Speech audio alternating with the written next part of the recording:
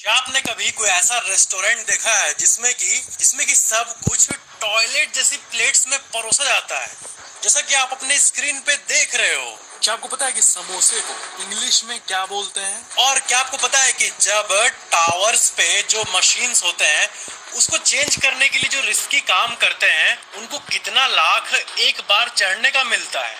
और क्या आपने कभी कोई ऐसा कीड़ा देखा है जो कि पॉपकॉर्न की तरह दिखता है? इस वीडियो में आप ऐसे इंटरेस्टिंग नॉलेज को गेन करने वाले हो। फैक्ट नंबर 23, ये बहुत ही अमेजिंग फैक्ट है। हमारा जो मिल्की वे गैलेक्सी है वो अगर अभी तक के जो सबसे नोन बड़ा गैलेक्सी था, मतलब जितने भी गैलेक्सीज है हमारे यूनिवर्स में, सबसे बड़ा कोई ना कोई तो होगा ना, तो IC1101, इसके सामने अगर हमारे मिल्की वे गैलेक्सी को देखें तो देखो कितना छोटा है ये, कितना साइज में छोटा है ये गैलेक्सी। बट साल 2022 रिसेंटली इससे भी बड़े गैलेक्सी को डिस्कवर कर दिया गया। इस गैलेक्सी का नाम है एल्कोनियस और ये largest known galaxy to human है। 16 मिलियन लाइट ईयर का स्पैन है इसका। और ये देखो सारे गैलेक्सीज का कंपैरिजन सबसे बड़ा, और ये जो मिला है हमें आखिर में वो ह्यूज है। इसके पहले IC1101 टॉप पे था, बट उसको फेल करके एल्केनियस टॉप पे आ गया है। फैक्ट नंबर 22, क्या आपको पता है कि नेचर में कुछ ऐसे बर्ड्स होते हैं जो कि अपने नेस्ट को ना बहुत ही यूनिक तरह से बनाती है। क्या है कि नेचर में हर पेरेंट, चाहे वो बर्ड पेरेंट हो, वो ये चाहता है कि उसका बच्चा जो है वो प्रोटेक्टेड रहे, तो वो एक ऐसा नेस्ट बनाते हैं जिसमें कि दो ओपनिंग्स होते हैं, एक रियल वाला एक फेक वाला।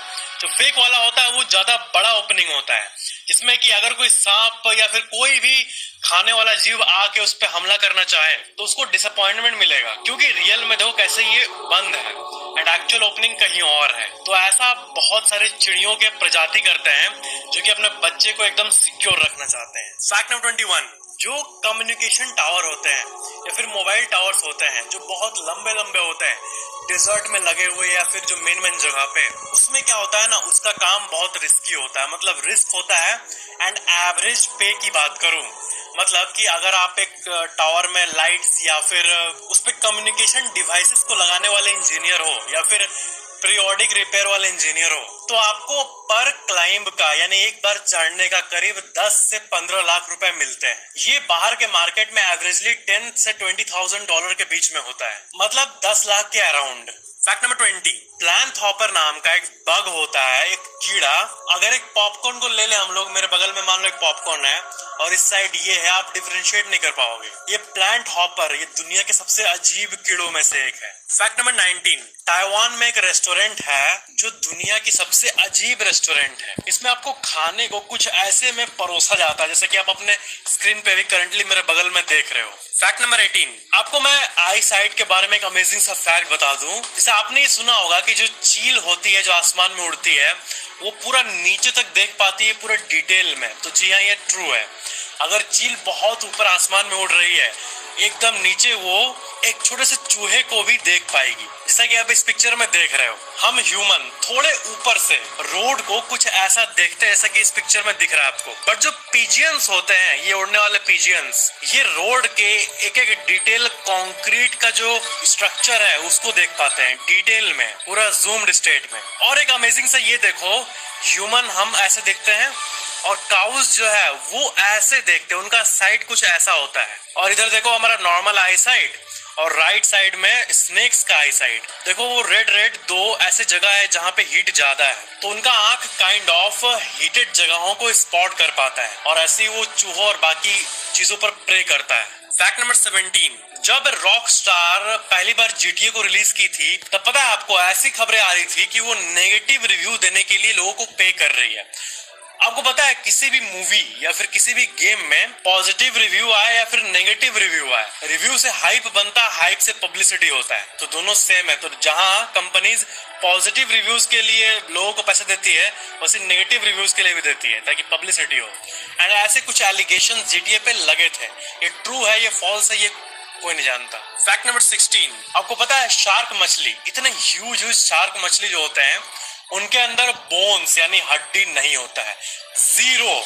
जब वो मरते हैं ना तो आपको यकीन नहीं होगा, वो मरते हैं तो समुद्र पूरी तरह से उसके बॉडी को गला देता है, डिसअपियर हो जाता है। एक बड़ा सा शार्क है, मान लो वो मर गया तो समुद्र में पता है वो डिसॉल्व हो जाएगा पूरी तरह से। और क्योंकि हड्डी नहीं होता है इसलिए पूरी तरह से डिसॉल्व हो जाएगा। खाली उसका दांत जो है वो बचा रहेगा समुद्र में गिरा हुआ, बाकी उसका पूरा बॉडी डिसॉल्व हो जाता है मरने के बाद। That's गजब। फैक्ट नंबर 15, एक पिक्चर दिखा रहा हूं मैं आपको, ये आपके लिए पेनफुल हो सकता है, मतलब देख के अजीब सी फीलिंग आती है, बट इंटरेस्टिंग है। देखो ये निकला हुआ टूथ, आपका जो दांत होता है वो सिर्फ ऐसा नहीं कि वहां पे बस नर्व से अटैच्ड है, बस उतना ही हो गया।